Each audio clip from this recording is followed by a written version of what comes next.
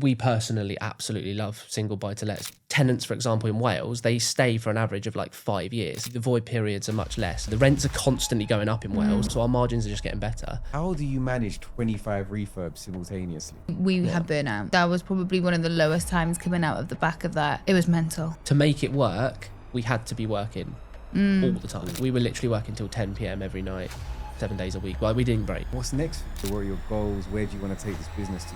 You've already taken it so far.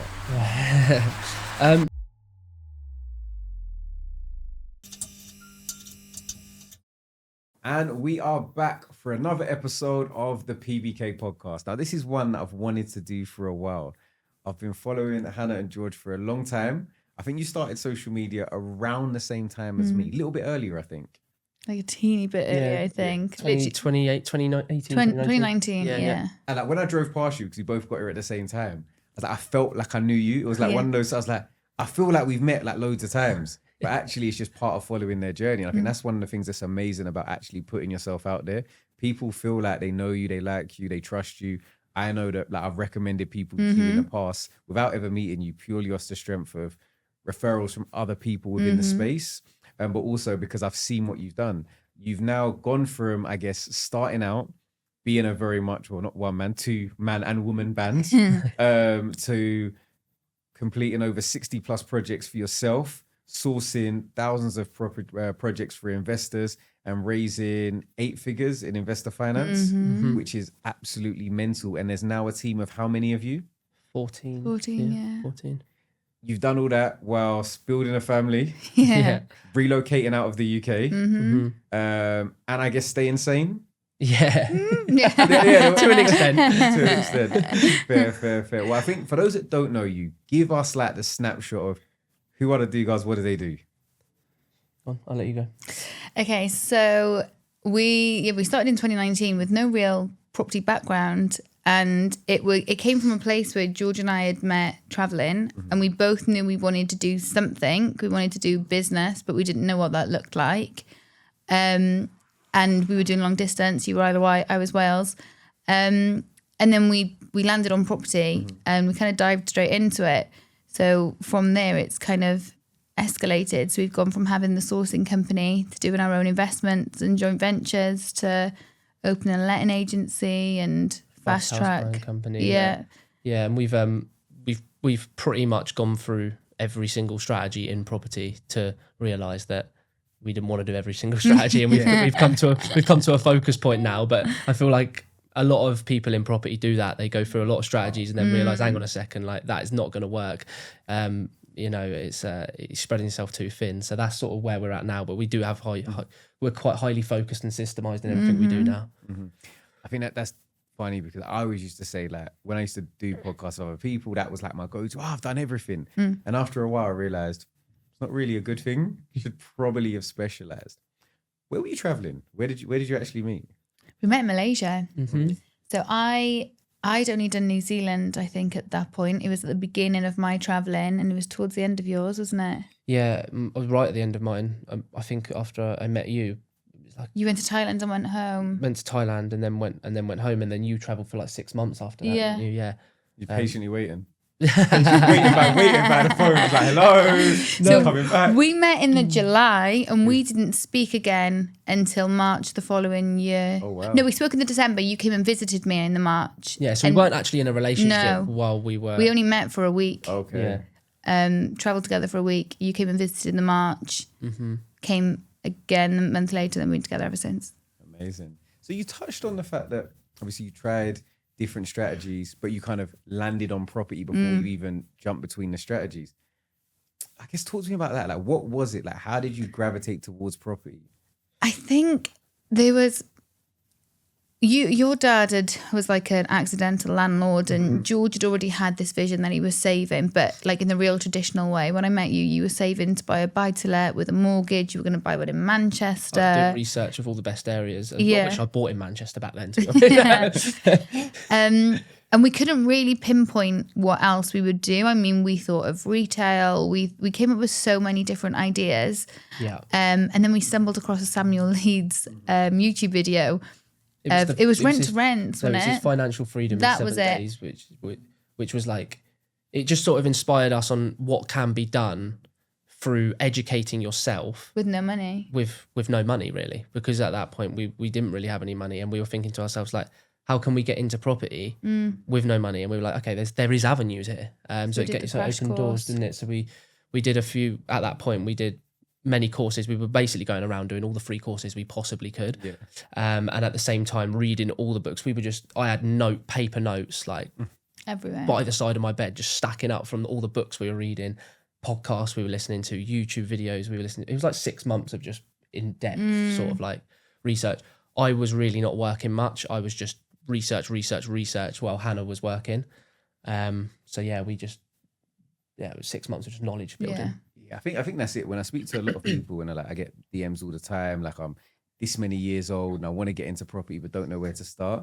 And I think the thing that's great about like this information age, whether it's podcasts, whether it's ChatGPT, whether it's the books, is if you want to get into something, there's so much information out there. Just dive head first in, literally live, eat, breathe, sleep whatever the vocation you want to get into. And then from there, you're going to work out what is possible with where you are now, and also what you like as well and what you want to proceed with. So you actually first started, if I'm right, with property sourcing? Yes. Yeah, we did sourcing. And even then, when we started, we were like, we'll source every strategy. We'll source up and down the country. Like we were planning. Like Tuesdays we'd go to Leeds, and like Wednesdays we'd be like, just obviously wouldn't work. So we very quickly changed what we were sourcing. We were in Wales, by the way. So to give context. Yeah, we were in Wales, We stuck to that it would be in Wales, but we still wanted to cover all the strategies. We were going to cover, buy-to-lets, BRRs, rent-to-rents.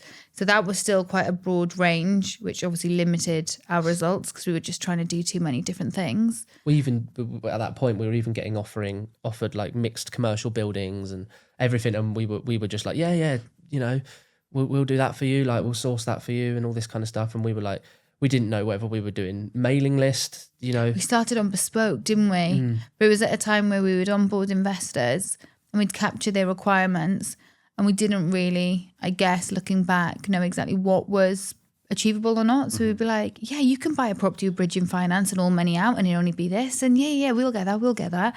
So I felt like we must have chased our tail for a while looking for the wrong deals, although you could get all money out deals even with bridging finance back then.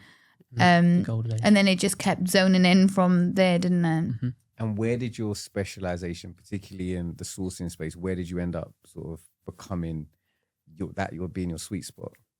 So buy, refurbished, refinance, small terraced houses. Essentially, that was our niche, wasn't it? That was where we were like, that is our bread and butter. That is our bread and butter, and that's what we've done ourselves. That's what we've done for clients. We've probably sourced about 1,000 of them. I would say we've sourced loads of other deals on top of that, but about 1,000 of those type of deals. We just went to town on like a cookie cutter effect on how it worked, and just sort of like just replicated that model and built team and systems on it. What did like a typical deal look like for you at that point in time in terms of how much money did the investor need? What was the purchase price? Oh God. Back then, the numbers much different now. I mean, that was exciting. You said, well, yeah. in my day. That was literally like houses were like 50,000, £60,000. Refurbs were like sub 20 for a full refurb. 15 grand was like a full refurb, Yeah. Just by the way, London, there's a lot of London listeners. We hear like 15 grand for a full refurb. And we're like, can't even buy a garage. A bedroom? Like, what's going on? That's like, what are we doing for that? Yeah, crazy prices. Obviously, it doesn't have the capital appreciation like London, but I mean, even then, your end values were under 100. Yeah, but then your mortgage rates were like 3%, no arrangement fees. We were getting some at 2.5. Yeah, and then your rent was £750, £800. Like the margin in it, the cash flow was so good. Obviously, those figures have completely changed to where we are now. But I think one of the reasons we made that our bread and butter is because of when we had tried so many different strategies and we felt all the pain points of them and learn what we didn't know, we stuck to doing the BRRs ourselves for our portfolio. So it made sense that if we're going to have a sourcing machine, it should be for what we do at the same time. And I think that's something that's so important just in business as a whole. Like regardless of what you're doing, it's like you almost have to have done it yourself to know how to advise. Yeah, exactly. And then when there's questions, it's not like, oh, let me find out the answer. It's like, well, from I've been there, my last 10 projects, I can tell you this is likely, Mm. that's not likely. And it's all realistic responses. And that's why I say whenever, like, obviously it's property, everyone goes through challenges, but if I'm ever on a call or speaking to a client and, you know, they're going through a pain point and so I'm like, I completely relate. I've been there or I've been there 10 times worse. Like speaking to someone not long ago and their refurb had gone a bit over and I'd said, I could probably tell you every refurb story end of the book. Like we've had extensions pulled down, which shouldn't have been pulled down on our refurbs. That cost us like an extra £70,000. Like, yeah, we know the pain in having a down valuation or a refurb going over. So it helps being able to share, like you just said, that experience with clients. Yeah, no, massively.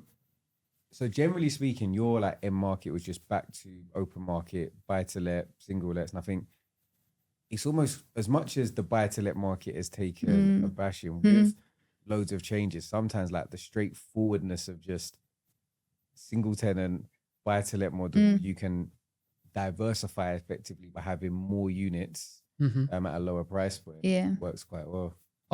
We personally absolutely love single buy to lets. We think, look, they're not sexy. Like people don't talk about them and they think like, oh, I'm going to get this out and it's going to be amazing content or whatever. But it's that they're just incredible. They're so easy they're the most easy strategy to systemize and get a team around and make it a replicable model.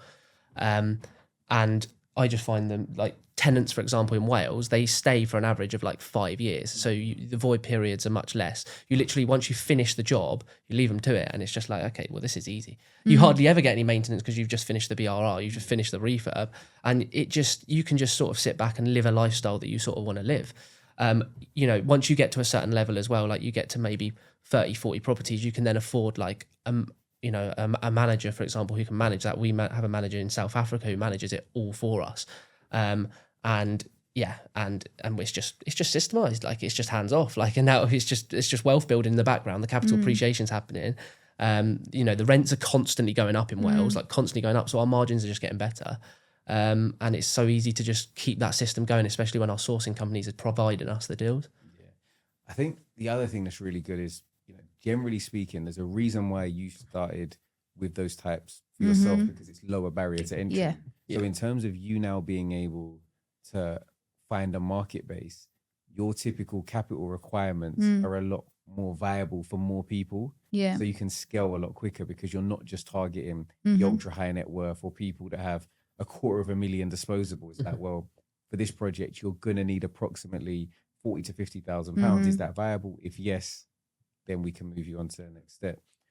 You spoke about transitioning from managing yourself, from self-managing to hiring like a full-time property manager. How did that feel once you actually were able to sort of pass that on? It was so nice. It was like a huge weight off of, well, I did more of the admin stuff on the portfolio side. But it was like nice to have someone who was going to document it and put the systems in place and have the reminders and not scatty notes or a spreadsheet. Obviously, it became more controlled, but when she fully took over it, but it took a lot to like let go. I kept on wanting to like check or access the systems to be like, is this been like, even last week I had a reminder through for a gas it, and I was like, oh my God, she's missed it. So I messaged her and I was like, is this done? Like, this is due tomorrow. And she was like, oh yeah, it's sorted last week or weeks ago. Yeah. Already sent to so-and-so. And I was like, oh, amazing. Do you like now remember like and think, how was I doing all that work? Yes. All the time. Especially when I used to get like tenants message me at like Friday, like 9 p.m. Oh, my boiler's gone and stuff. And you just get random messages from these tenants all day long, just these random little things. And like, yeah, managing it all, like even in the admin and just thinking like annual gas certs, like all the compliance and all these kind of things. Yeah. At the same time as like everything else. Yeah, it does make you think. I regularly think that about just having the team in general though, because of when we look back at how many deals that we used to source and how many projects we'd have on the go of our own stuff and then managing the ones with the tenants, I look back and I just think, how? Like no one, I look back at photos and we were fat. I mean, we lived off takeaways and fast food. So I know we didn't really look after our health, but. No, there was a period where we were managing 25 refurbishments for us and clients at the same time as like doing all our other stuff, like our own, sourcing. We were sourcing like rent. We were building a rent-to-rent portfolio at the time as well. And you look back at photos of us, and we were not healthy. Like we were like drinking wine and eating takeaways every night, and like we were like working all weekend. It was like we did not stop, did we? No. That was not a healthy life, and we were just not being productive enough. Like it was just. I think that's the importance of understanding that you have to sometimes take a step back and be able to look at the business to understand it and understand where the bottlenecks are. I speak to so many people that have got businesses that they've got used to making a certain amount of money and they're not willing to sacrifice some money to get some of their time back to be able to be more efficient and focus on what they're good at. Yeah. So I think it's really good. Do you think that was something, was it more just a case of, I can't do this anymore, or actually was it from a business perspective, you kind of had a conversation and said, look, we need to... We got mentors actually, didn't we? We got turning point, yeah, and she'd asked the one question like, what do you want my help with? Where can we help? And we'd said because I think when you first get into business and when you're really busy, you're like, oh my God, like this is amazing, I'm doing so well. And then the turning point, I think you realise, well, actually, no, I got into this for freedom. I've just got another job by here and I'm working more hours than I've ever done. And we'd explained everything we were doing and what we wanted our life to be. And she just went, you're doing way too much. And you're telling me you're not even enjoying half of it. Like, we need to cut.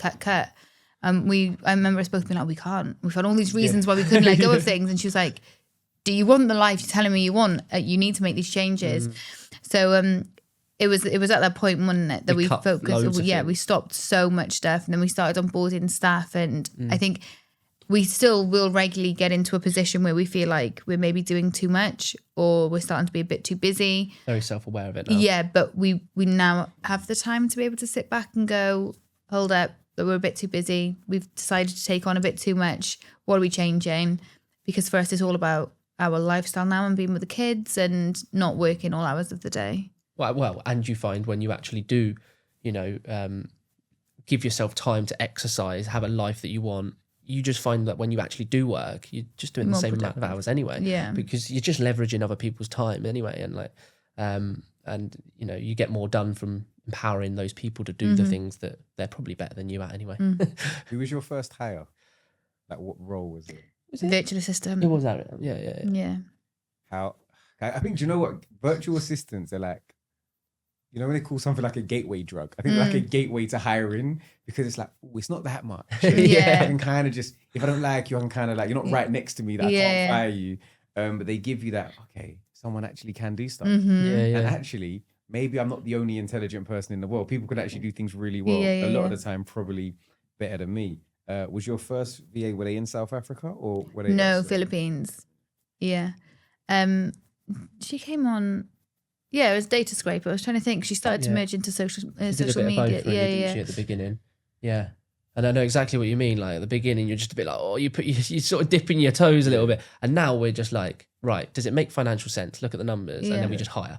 And we hired like 4 people recently. We just take the risks now. But like you just take the calculated risk because you've done it before and you know the ROI it can give you. You're more confident in making those decisions. But at the beginning, we were dipping our toes massively. We were like, should we do it? Should we do it? Constantly, and like you said, constantly like being like super like nitpicky with, is this done? Is that done? It's like, one thing I've realized, if you constantly ask people, is stuff done? They then get used to relying on you to remind them to do things. Yeah. So that you have to kind of take it away from, look, we're going to be doing a meeting on X date. This is what, this is what we're going to be checking. Yeah. And then you check it and see it's all done and be like, oh, it's pretty good. Like every now and again, just have a little look. Like, oh yeah, you're doing stuff. We were pretty bad at, I don't know if it was the control element.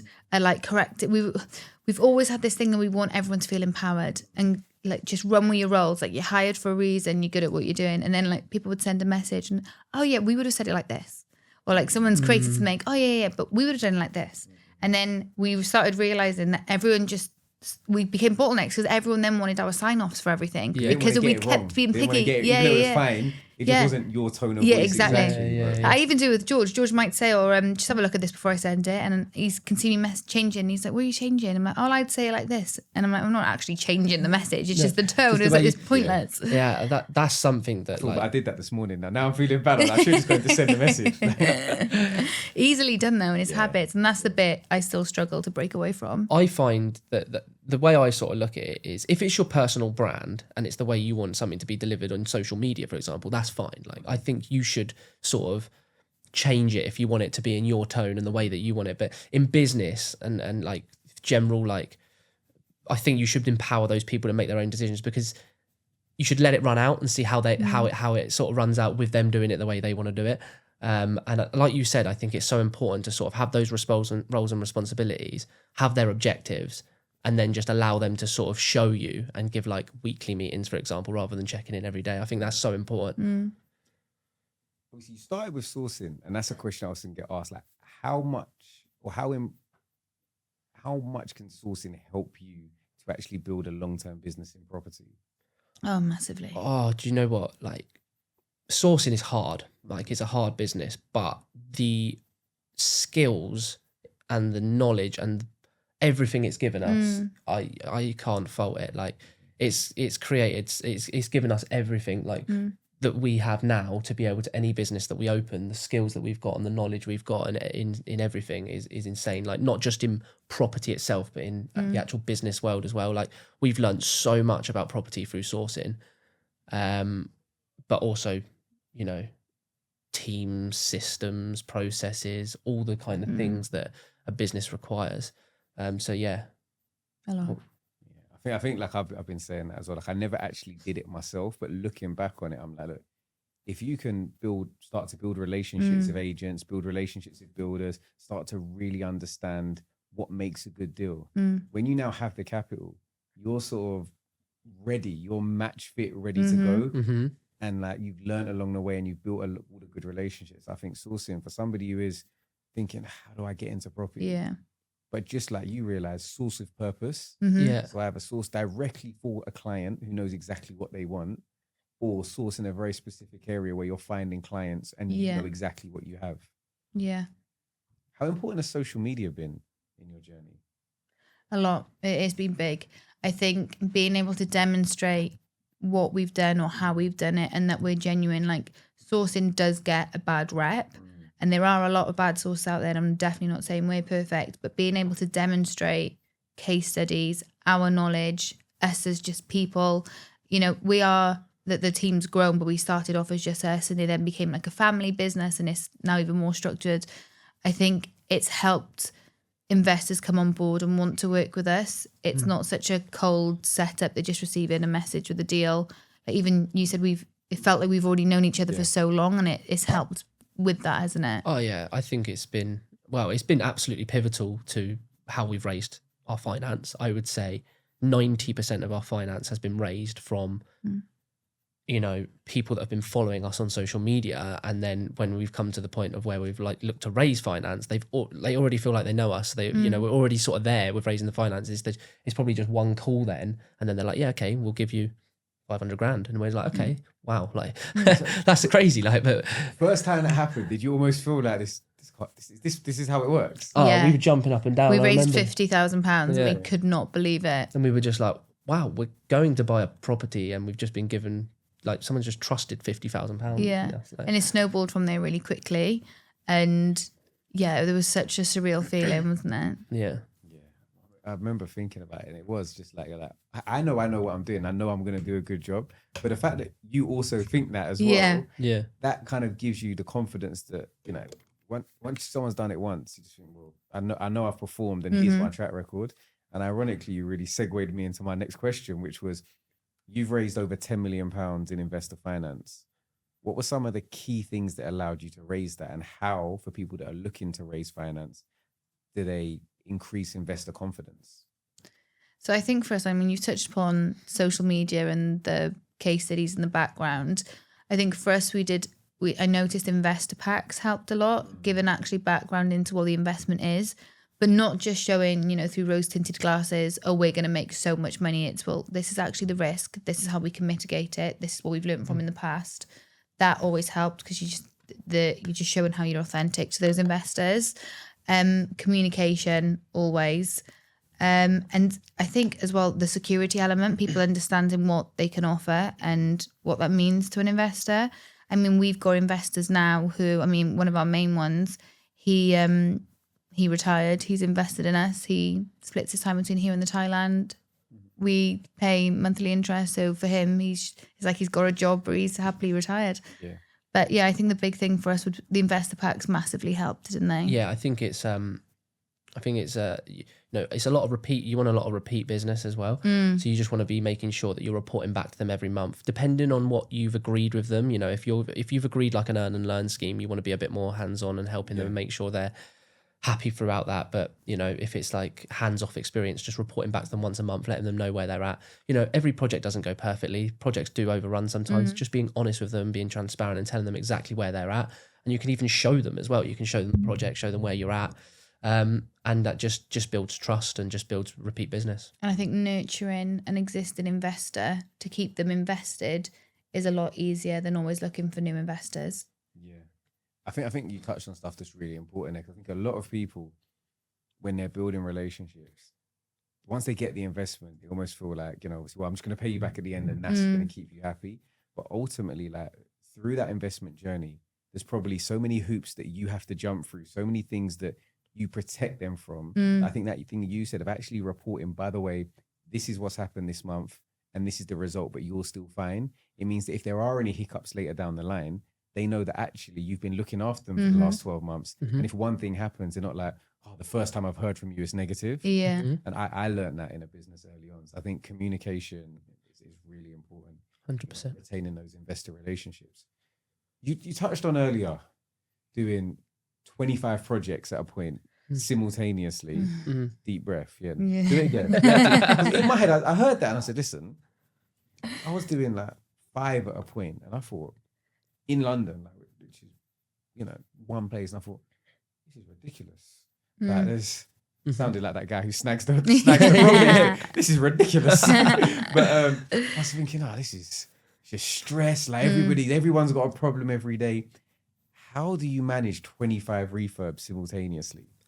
This episode of the podcast is sponsored by the PBK community. Now, if you're serious about starting or scaling your property portfolio, but you're feeling stuck or feeling like you're running in circles, trust me, I've been there, but listen, you don't have to go it alone. That's why I put together the PBK community, a space where you get real support, build real connections, and yield real results. Now, we're talking direct access to my power team like lawyers, brokers, architects, and so much more. Bi-weekly Zoom calls with industry pros and template contracts and bespoke tools to make sure you're not wasting time on the wrong moves. And exclusive property deals sourced specifically for members' needs. No fluff, no gimmicks, just support and resources you actually need to level up your property game. This isn't another networking group. It's an elite membership designed for property entrepreneurs who want to be on the inside. We're talking proven systems to streamline your operations, expert-led training to help you work smarter and faster, and a community of like-minded investors. So if you're tired of trying to do it all on your own and you're ready to start implementing the right systems right now, let's book a call with me and my team to chat about how we can make it happen. The link will be in the bio. Now back to the video. We It was chaos. We had burnout. Yeah. That was probably one of the lowest times coming out of the back of that. Yeah. Of burnout because of it was carnage. You're relying on so many other people, and when you're mixing in client stuff as well, and especially if it's their first time in property and they don't actually understand what contractors can be like or how difficult refurbs can be, you're just seen as it's your fault. Yeah. So we were not only trying to, obviously we ran into problems with 25 on one go, but we were still trying to get to do so much whilst trying to report to so many different people. Oh, it was mental. It was mental. We, like I said, like to make it work, we had to be working all the time. Like we were literally working till 10 p.m. every night, 7 days a week. Well, we didn't break. It was crazy. And I remember like so many things come back to me. I feel like I've tried to block them out. And I remember being like, we started going into COVID as well. And remember when there was no plaster? Yeah, the no plaster. Yeah, that was we were driving around like lunatics. Around every building merchant, stacking up on plaster to get to the jobs for these refurbs to carry on.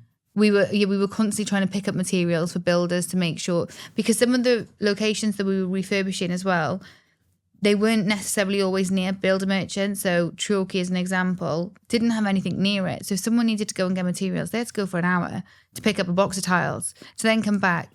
And by the time you've had in, the builder stopped for lunch or whatever, I mean, half the day's gone. and it wasn't getting much done. So we were trying to then plug all these gaps, and we stopped project management there and then, didn't we? Well, we stopped project management when we spoke to our mentor. Yeah. And yeah, it was during that, like near the end of those projects, and she was just like, well, we need to cut. She was just like, right, we're cutting projects, we're cutting your rent-to-rent portfolio. There was a few other things. Oh, we were mentoring people at the time as well. We're cutting that. We just cut so many things, and it was just like at the beginning we were a bit nervous about it because it was bringing us cash flow, and we thought that our business was like built on the fact that we run the projects as well, and the rent-to-rent portfolio was actually quite nice with the cash flow as well. So, but once it was cut and we could put our energy into focus, that was when things started blowing that's when up. we started making more. If you were kind of going to go more into the project side of things, and people that maybe want to scale from, I guess maybe doing one project a year alongside work and actually want to start doing more projects, they can get full time into property. Have you got any top tips for managing multiple projects? So I guess if someone was doing it alongside a day job, I wouldn't run it on pure trades. Get one good solid contractor that you can build a relationship with and oversee. Because I know we did a few jobs purely on contractors as well, alongside build teams, and you just spend so much time chasing your tail that if you're trying to do a full-time job alongside that, I think that would just be so much work. You would probably not love property. Yeah. I'm trying to think of some other things. I guess the big thing will always be, it's really nice to look at a project and be like, this will take 6 months and this is going to make me this much money and this is only going to cost me this much money. But have your slush fund. No things run over. Sometimes, anything can happen. Plaster can run out. Like, have your backup. It was mental. Like, fighting for plaster. It was like, do you remember the was it? I can't remember what film it was. It's one of those films where like there was like only one toy that everybody wanted at Christmas. I think it had like Arnold Schwarzenegger in it. Yeah, it felt like that. Like you were at the door. Yeah, at it was Wix being mental. like, can I just please, sir? Can I just have one bag? Yeah, and it's like anything. We in one of our conversions, like it was when it was the war, wasn't it? And then they stopped bringing in parts of boilers, and then like labor and material prices went up. So I That was guess a funny old time. Wasn't it? I would look at your numbers and just know if I added on this much time, if we did run over, and if it cost me this much more, where does that leave me financially? I think it's always good to look at your worst case. Don't go too far, because if you looked at your worst case on your worst case of everything, you probably would never then proceed with the deal. But look at where you can be comfortable with. I would say a massive thing for me is just when working with builders is just not having an ego at all. Like, No. You're not the boss. Basically, you're not the boss. You've got to be, you've got to be level with them. You've got to be in with them. You're doing business with that person. Yeah. I find a lot of people go into, we see it because we work with a lot of investors, and we see people going in and trying to like be above the builder and be like, you work for me, and it does not work. No. Like, you can't be like that. It's like understand. It's like culture. Yeah. Like you can't just go and think, the way business operates in the UK is the same way it's going to work in Dubai. The same way that business works maybe in a corporate setting, or if you work for like top 4 accountancy firm, we CC people in on emails and say like regarding X. Like, I don't know if you ever tried CCing a builder in on an email.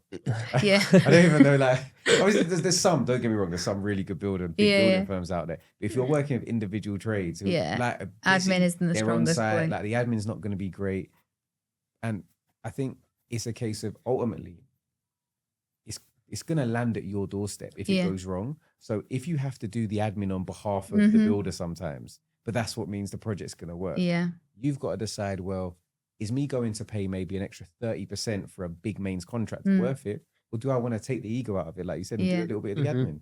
Yeah. Yeah. We've actually found that with a lot of our, within our sourcing company, our staff starting to write the quotes for the builders. Yeah. They write the quotes out, put it all on there, and then they've basically got to read through it and sign off that it's, it's all good. Because if we're asking them to get their quote done, it's going to take weeks. Yeah. And that's it. And also, especially if you want to get multiple quotes, that's the way I think you have to do the work. And I say this to people when they're like, how'd you find a good builder? I'm like, well, for me personally, because I already would have had to do it with my lender, I've wrote out the schedule of works already. So I say like, this is what I need a quote for. Yeah. For the avoidance of doubt, I will be buying X, Y, and Z. For the avoidance of doubt, everything else is your responsibility. Please confirm. So, and if you are getting 3 or 4 quotes in, they're all on par with each other. Yeah. Yeah. And you know exactly what you're getting. And then also you're working off a time frame and working off a structure that you're happy with. I think that's the unfortunate thing. If you want things doing right, a lot of the time, initially, you have to do them yourselves so that they make sense. Sourcing, you touched on it. Sourcers don't have the best reputation. Generally, like, you know, in the industry, for me, it's like I've got some great ones that I work with, but I've definitely had to kiss a few frogs to get there. In terms of being a good sourcer, what do you think makes a good deal sourcer? I definitely think if our sources doing those investments, like we touched upon earlier, doing those investments themselves, understanding the pain, understanding the experience, being able to actually guide and advise, definitely has its weight in gold. But I think it's actually having the background data to pull upon. I mean, we're not just pulling a property off of Rightmove and going, you can make X, off you go. We've got a huge database of refinances and sales over the last few years to give accurate data and guidance.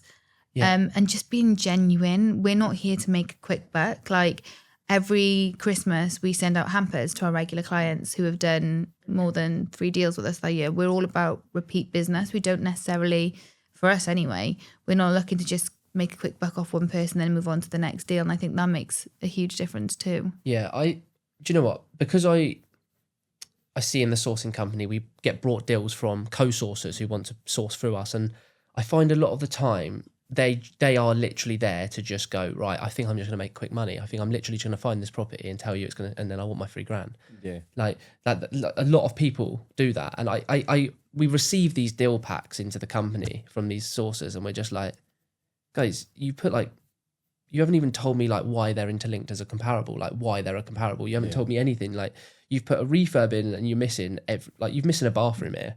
Like, it needs a brand new bathroom. You can't be missing these things. It's been copy and pasted from a previous deal when it's like, the loft is going to cost X. You're like, this is a ground floor flat. Yeah. There's just no care in it. And you think they're obviously there to just quickly make a bit of money. And you're like, you know, we have, our quality control is like through the roof. Like, before that deal goes out to our investor list, like it's been really, really scrutinized. You know, it's been gone through our database of all our comparables, all our refinances, like Hannah said, all our rentals that we've previously had for, you know, especially with our letting agency now as well. So, you know, and our packs are very, very detailed with a lot of information for them to make an informed decision. Yeah, I think that's it. I think obviously integrity is massively important. I think attention to detail, and I think ultimately good comparables, does it stack? Like, would you buy the deal? I think that's something, if a sourcer can look at it and say, look, honestly, I would do this deal if, you know, I had capacity, I had the money, I had whatever, then there's a lot more likelihood that it's going to go ahead. You've relocated, right? Yeah. You've relocated. You're now not living in the UK, you're now living in Spain. How long ago did you move to Spain? January. It's going to be a Yeah. Do you know, I think maybe it's just the socials again. I feel like were you traveling for a little while? Were you there for a little while? Or it was just... We spent last summer in Spain. Okay. We trialed it to see how it would impact, if it would impact the business. It was I'm quite an impulsive person, and I was scrolling through TikTok and an advert. We've always said we want to live abroad. I've always wanted to definitely be in sun, and we always used to complain about the weather. And Arthur, our eldest, he's got so much energy. Like, he cannot be confined to being indoors. Like, his tantrums were ridiculous.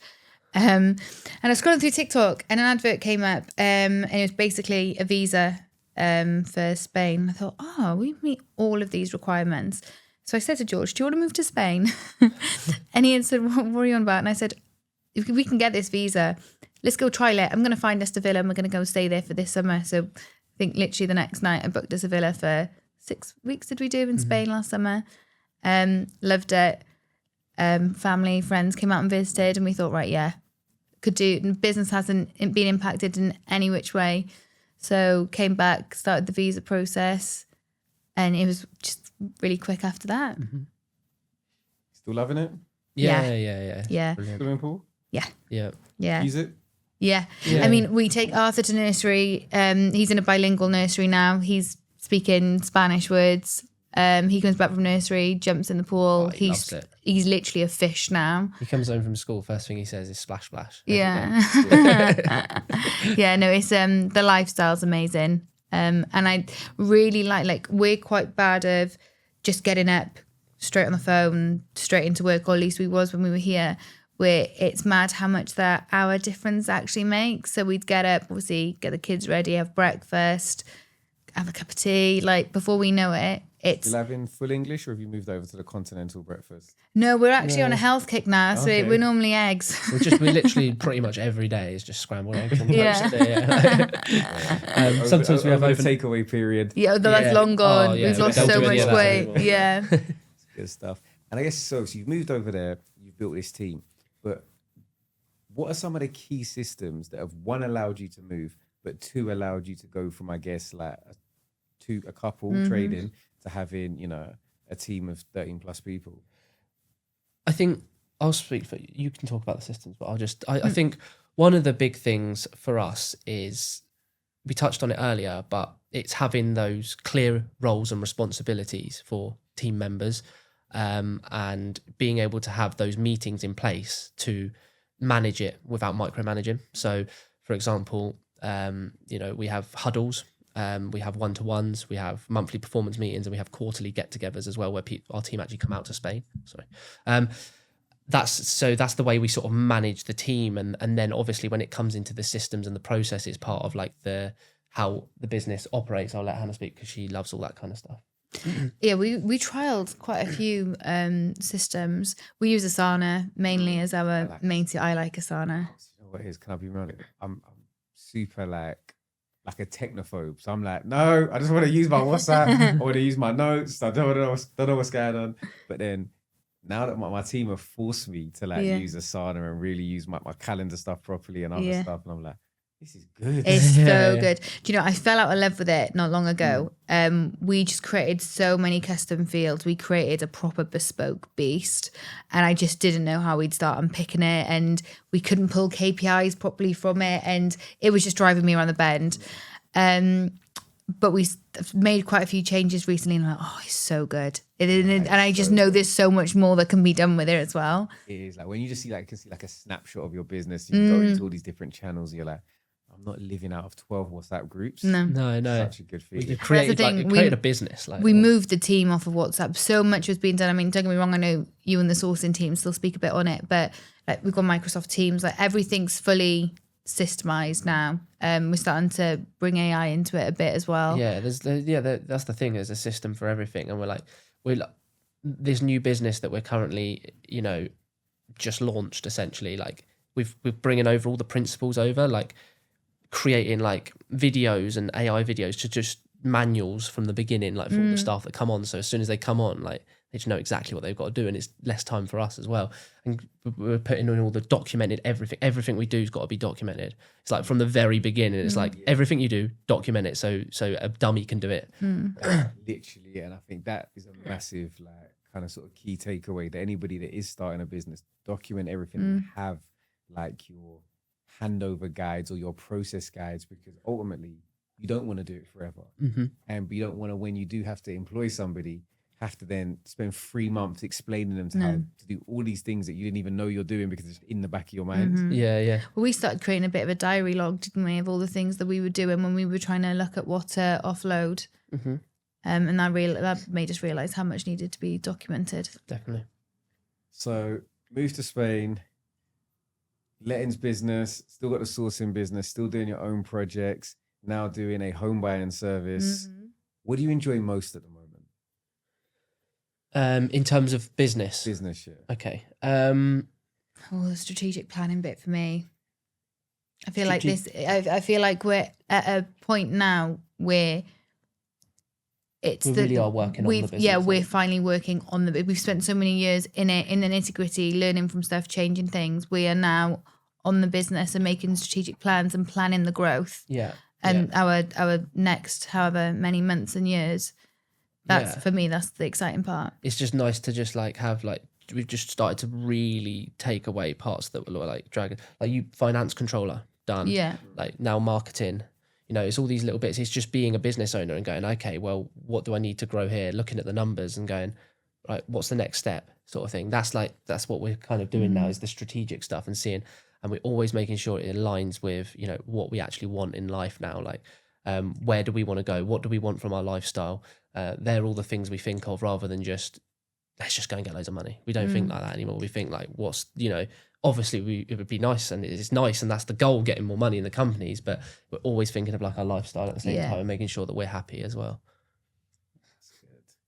And what's next for you? Where do you want to go? What are your goals? Where do you want to take this business to? Because you've already taken it so far. I guess for a lot of people, they'd look at it and say, yeah, do you want to sell the business? Do you want to relax? Like, where do you want to take it to?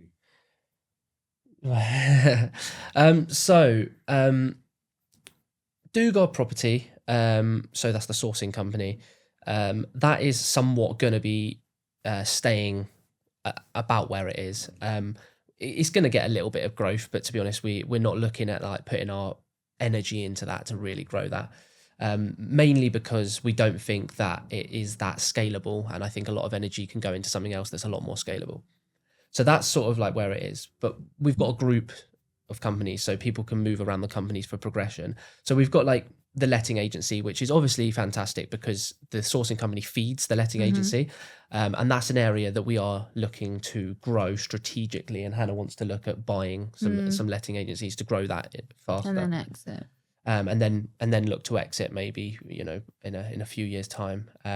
It just makes sense because we were sourcing thousands of deals and then we were just giving away the lettings. It just didn't make sense. Yeah. So that's that. In terms of our holdings company and what we do with our own portfolio, we have no real plan, to be honest with you. We have the sourcing company, and when a deal makes sense, we have the capacity, we take them on. We have spoke to ourselves a lot about the fact we need to put a bit more structure into that, about where we're going with that. Yeah. But that's sort of where we're at the moment with that. We just buy when it makes sense to us and when we feel like it. And then the fast track company, that is something that is going to have a lot that's of kind of the big growth, and that's going to be where the growth is. It's very, very scalable business model. It will scale across the UK in the next couple of years.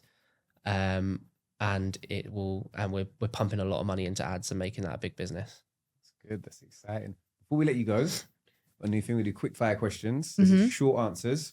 Got about 6 or 7 questions for you. Haven't done it with a couple before. I'm trying to think of a funner way I can do this. Okay. First question I'm going to ask you, but I need you to both answer on at the same time, right? Okay. So I'm going to ask a question. I'm going to say 3, 2, 1 answer. Yeah. So, would you rather master negotiation or master sourcing? Negotiation. Wait for the 3, 2, 1. Oh, sorry. It's all right. You always like this. Yes. Doesn't listen. No, what do you reckon? Yeah, to be negotiation or sourcing? Negotiation. Negotiation as well, yeah. Okay, you think that's more important? This one, to be fair, it's just more of a question. So I have to do the 3, 2, 1, so no pressure now, George. Have you ever recognized the deal wasn't for you based purely off intuition? Yeah. Yeah. We've even had ones before where we've gone, oh no, the numbers do work, blah, blah, blah, we'll go for it. And George is there going, it's not, in my gut, this isn't going to work. There's too many grey clouds around. Yeah. This is for you, George. What is the worst mistake? What is the worst assumption beginners make about property? I think that it's going to be an easy breeze, and going into it and thinking that property, is a get rich quick scheme. People go in there and think that, I'm just going to go in and make loads of money, but they don't realize, especially sourcing, they don't realize how hard sourcing actually is. And it is a very, very difficult business model. It's another 3, 2, 1 once. You know the premise, right? 3, 2. Okay. Just double checking. It's like when you see the test and it's like, right, do not write your name on the paper. If you could pick one word to describe your business, what would it be? I'll give you a little time to think. 3, 2, 1. Professional. Growth. Okay. Yeah, I can see the parody, see where you're going with that. Are you guilty of, well, you've answered this loads of times already. I'm going to ask you again for the purpose of the records. Are you guilty of overworking when momentum is high? Yeah, we're really bad at thinking our future selves. Yes, yeah. I think a lot of entrepreneurs are. They're very, very guilty of saying, yes, okay, I can do that, and then not thinking of how they're going to feel down the line. But we have become much, much better. I just get too excited. Hannah does. I have to reel her in something. This or that, high risk, high return, or slow and steady? Oh, do you know what? We're so in the middle. I feel like, because we're both you're very like high risk, high reward. Yeah. And I'm sort of like, you know, So you're the anchor. Yeah. You just be floating away and say, let's just do I'm anything. the balloon. Like, He's the weight. yeah. So we're very in the middle together, aren't we? Yeah. give one piece of advice to somebody who keeps doubting their ability to be successful in business. I think my advice would be, it's 100% possible. I mean, social media has bad things, but it also is very good in some ways. And I feel like you need to look at social media and go, okay, well, there's these people doing amazing things. And naturally, a lot of people will have envy for that, but you should change your mindset completely. Change it to like, that's my inspiration. That is like what is possible. And that's what is amazing about social media. You can look at these people that are doing amazing things and you can know it's possible. So that would be my advice. My advice is looking at these people and seeing how possible it actually is. Final question. You mentioned sometimes you've got 25 projects, tens, hundreds of investors raising, millions of pounds, sometimes having finance costs of close to £1,000 a day. But what is the best way to unwind after a really chaotic week? We're into our golf now. Yeah. Golf. Yeah, we're into golf because you can't think of anything else when you're playing around a golf. Put your phone away. There's nothing better. If the kids are in a good mood, there's nothing better than just being out with them. And Yeah, I love paddle. I don't think about anything other than paddle when I'm playing paddle. yeah. Listen, I'm with you there. You have to get where in Spain are you? Torrevieja. Okay. I'm gonna see if there's local. Some local coaches get down. We'll have a game. Yeah, definitely. It's been really, really good having you on. For me, any excuse to talk about paddle means this podcast is already a win. If people want to connect with you, whether it's to do with new businesses, own businesses, investing in property, or just getting in touch, where can they find you? So we're the Dugards on a lot of the platforms on social media. So whether that's TikTok, Instagram, Facebook, and then our personal brands ourselves is just George Dugard, Hannah Dugard on social media accounts. But they're the best places to contact us. Amazing. Well, thank you very much for coming on. That has been another episode of the PBK Podcast. If you've enjoyed it, make sure you like this video, subscribe. If you've got any questions for myself or the Dugards, ask us in the comment section. We'll be back next week for another video. Peace.